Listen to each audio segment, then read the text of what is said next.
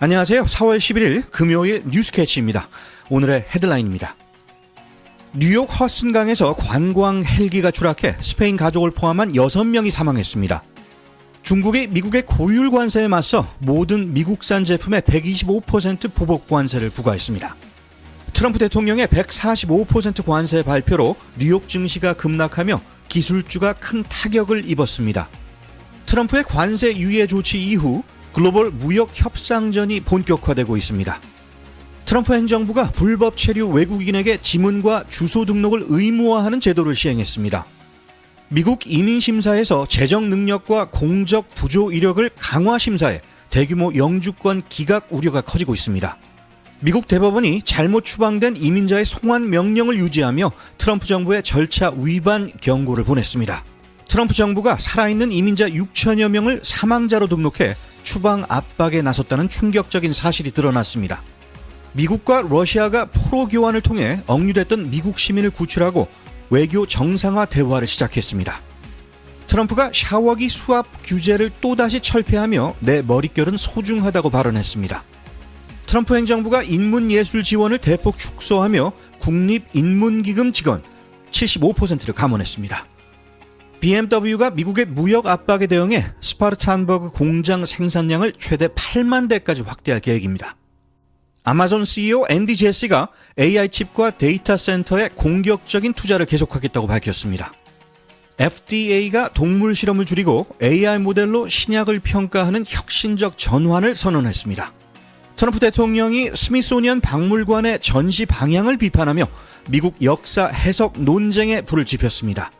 RFK 주니어 보건복지부 장관의 도넛 발언이 의료 형평성 논란을 일으켰습니다. 경기도 광명시 신안산선 터널 붕괴 사고로 근로자가 고립됐으며 구조 작업이 난항을 겪고 있습니다. 지금까지 헤드라인이었습니다. 오늘도 뉴스캐치를 찾아주셔서 감사드립니다. 오늘 첫 소식입니다. 뉴욕 허슨강에서 발생한 안타까운 헬기 사고 소식입니다. 관광 도중 추락한 헬기에 탑승한 스페인 가족과 조종사 등 총 6명이 모두 숨진 것으로 확인됐습니다. 시각으로 목요일 오후 3시 10분쯤 발생했습니다. 스페인 국적의 가족 5명과 조종사 1명이 탑승한 관광 헬기가 맨해튼 남단의 헬리포트에서 출발해 약 20분 후 허드슨강 인근에서 추락했습니다. 헬기는 벨 206L4 롱레인저 기종으로 사고 당시 날개가 없는 상태로 기체가 뒤집힌 채 강물로 곤두박질 쳤고 구조 당시에도 물에 반쯤 잠긴 상태로 발견됐습니다. 사망자 전원이 탑승자였다고요? 네, 구조 작업은 뉴욕 경찰과 소방, 해안경비대까지 총동원돼 진행됐습니다. 잠수부들이 투입돼 시신을 수습했으며 현장에서 즉사한 4명을 포함 병원으로 옮겨진 2명도 결국 숨졌습니다. 숨진 탑승자 중에는 어린이 3명도 포함돼 있어 안타까움을 더하고 있습니다. 사고 원인에 대한 조사는 어떻게 진행되고 있습니까? 정확한 사고 원인은 아직 밝혀지지 않았습니다. 현재 미 연방교통안전위원회와 지역 당국이 헬기의 비행 데이터와 사고 경위를 정밀 조사 중인데요. 조종사 과실인지 기체 결함 때문인지 단정하긴 이른 상황입니다. 뉴욕시 측은 희생자의 신원을 공개하지 않았으며 스페인 영사관과 긴밀히 협의 중이라고 밝혔습니다. 현장을 지켜본 구조 관계자들은 모든 인력이 최선을 다했으며 현장의 충격과 슬픔은 매우 컸다고 전했습니다. 네, 유미정 기자 잘 들었습니다. 안타까운 사고로 생명을 잃은 희생자들의 명복을 빌며 유가족들에게도 깊은 위로를 전합니다. 지금까지 허슨강 헬기 추락 관련 소식 전해드렸습니다. 도널드 트럼프 대통령이 중국산 제품에 최고 145%의 관세를 부과하자 중국도 즉각 반격에 나섰습니다. 오늘부터 모든 미국산 제품에 125%의 보복 관세를 부과한다고 밝혔습니다. 양국의 관세 충돌은 세계 시장의 불안을 자극했고 아시아 증시는 일제히 하락했습니다. 중국은 끝까지 맞설 것이라면서 강경 입장을 재확인했고 미국 소비자는 평균 4,700달러의 생활비 손실을 감수해야 할 것이라는 분석도 나왔습니다. 전면 무역 전쟁은 글로벌 경제를 뒤흔들고 있습니다. 도널드 트럼프 대통령이 중국산 제품에 최대 145%의 고율 관세를 발표하면서 4월 10일 어제 뉴욕 증시가 급락했습니다. S&P 500 지수는 3.46%, 나스닥은 4.31%, 다우지수는 2.50% 하락했으며 애플, 테슬라, 엔비디아 등 주요 기술주도 4에서 6%대 낙폭을 보였습니다.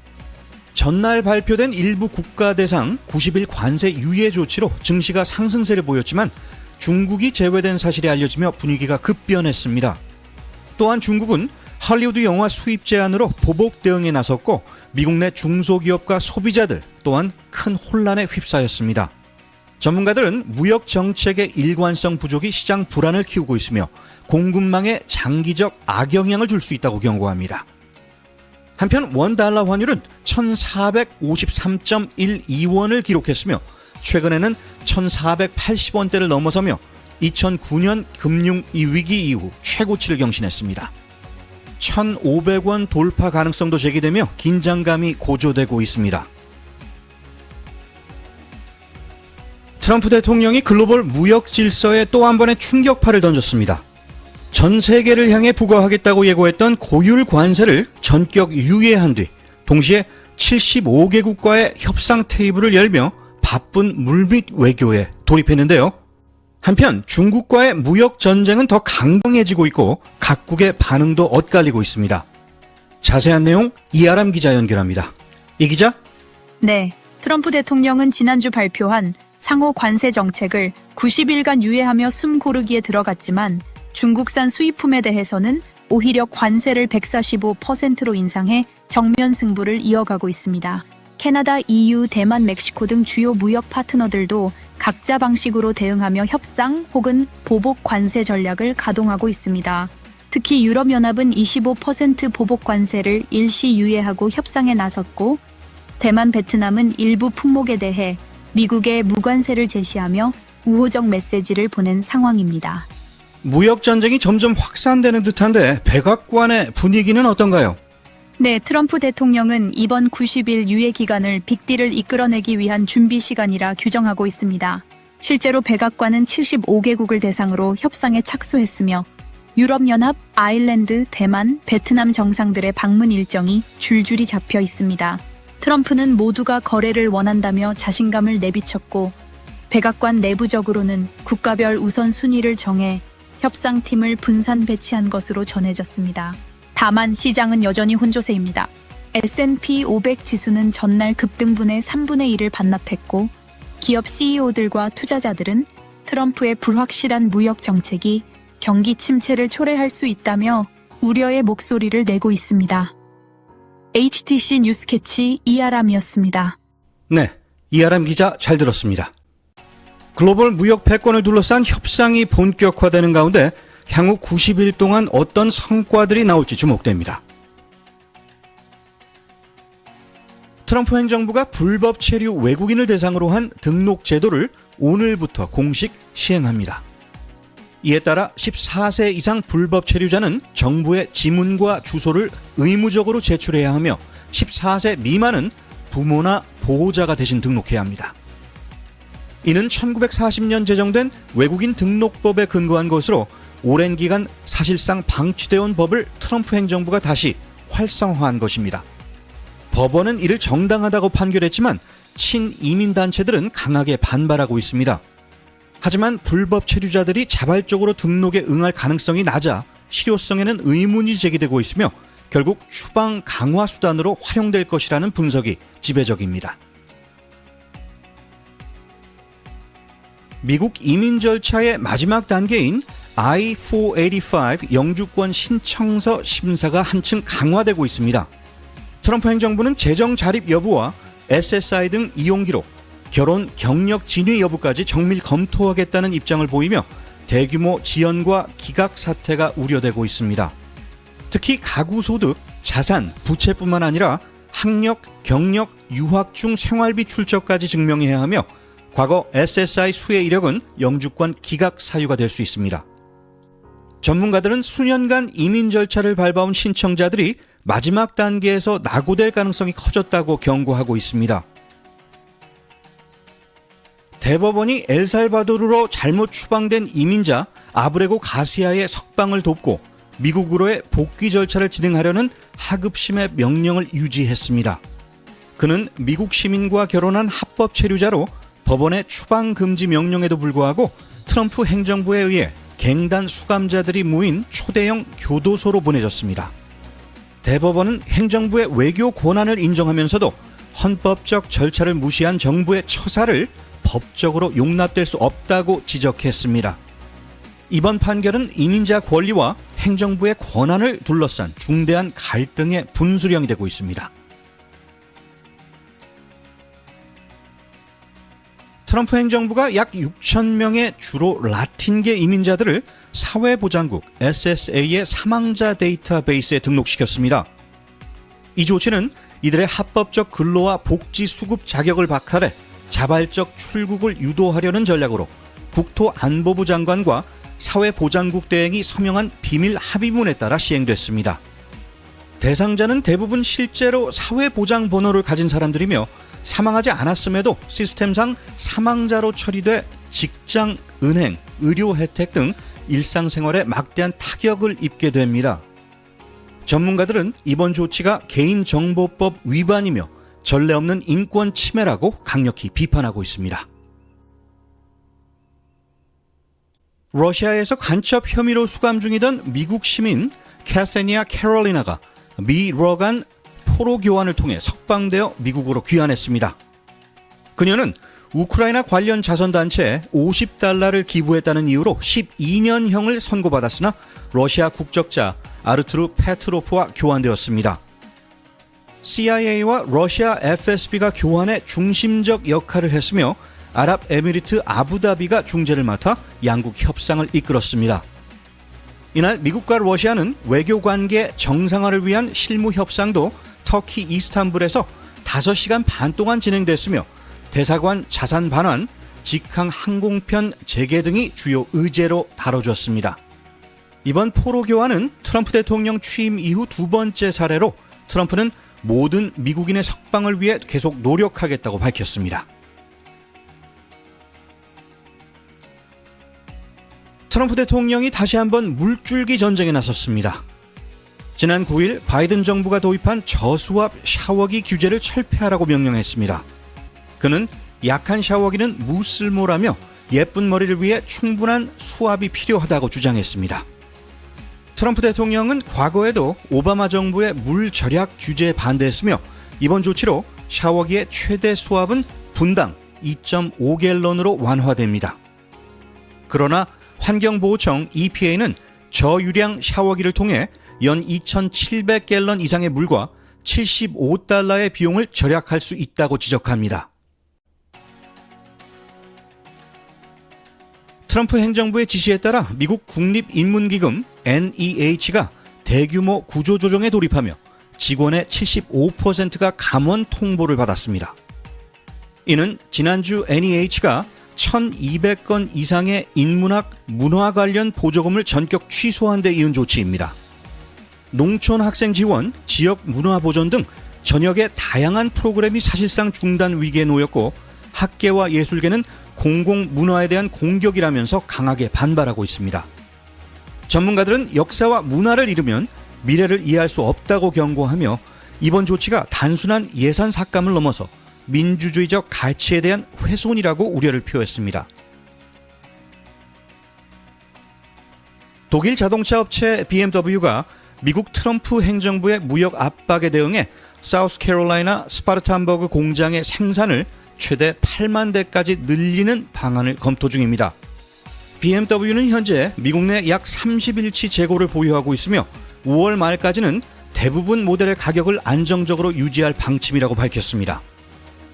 스파르탄버그 공장은 생산 차량의 절반가량을 해외로 수출하고 있으며 수출용 차량에 사용되는 부품은 관세가 면제되는 자유무역지대에 위치해 있어 일부 완화 효과를 기대하고 있습니다.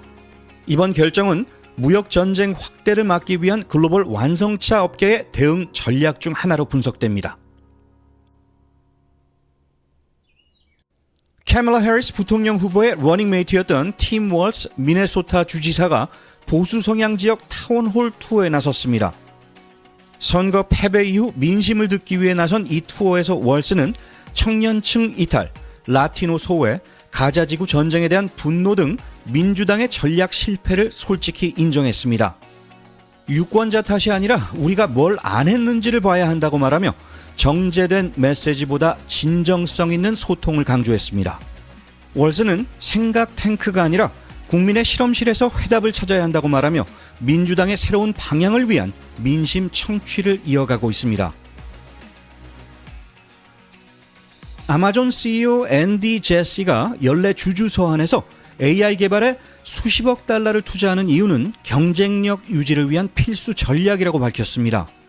그는 AI가 모든 고객 경험을 재창조할 것이라는 신념 아래 AI 칩 확보와 데이터 센터 구축에 자본을 집중 투입하고 있다고 설명했습니다. 아마존은 AI 스타트업 엔트로픽에 약 80억 달러를 투자했으며 자사 음성 비서 알렉사의 AI 기반 기능을 통합했습니다. 제시는 최근 미국의 대중국 관세 강화 움직임에도 불구하고 소비자 수요는 여전히 견고하며 데이터 센터 확장 계획도 그대로 진행 중이라고 덧붙였습니다.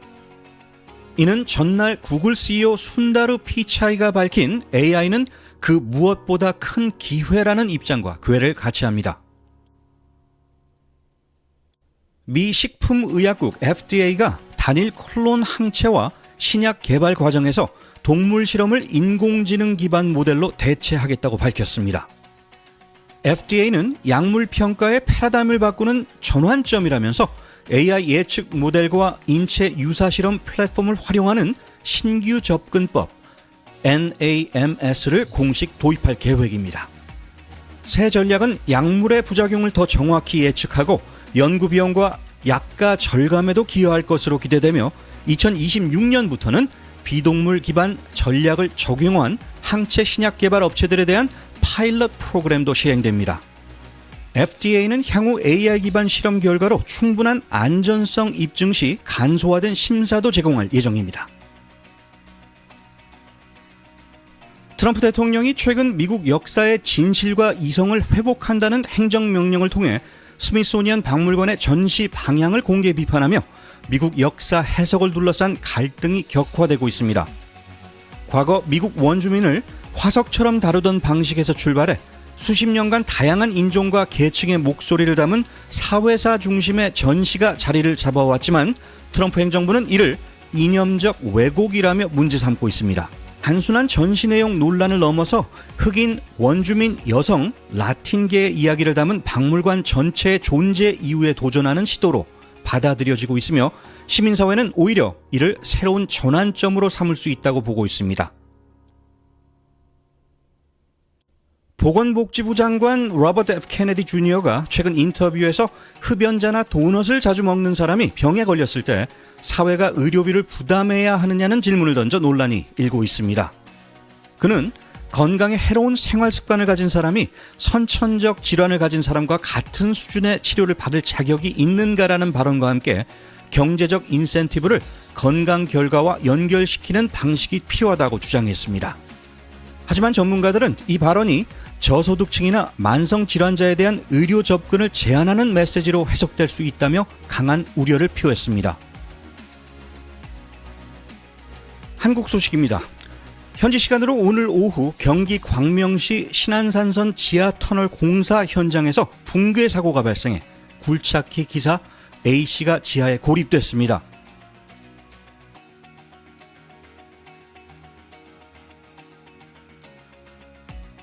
소방특수대응단이 A씨의 목소리를 들을 만큼 근접했으나 가스 냄새와 구조 난이도로 어려움을 겪는 중입니다.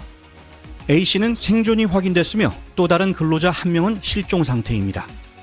진정으로 현명한 사람은 언제나 즐겁다라는 말이 있습니다. 오늘 즐거운 하루 되시기 바랍니다.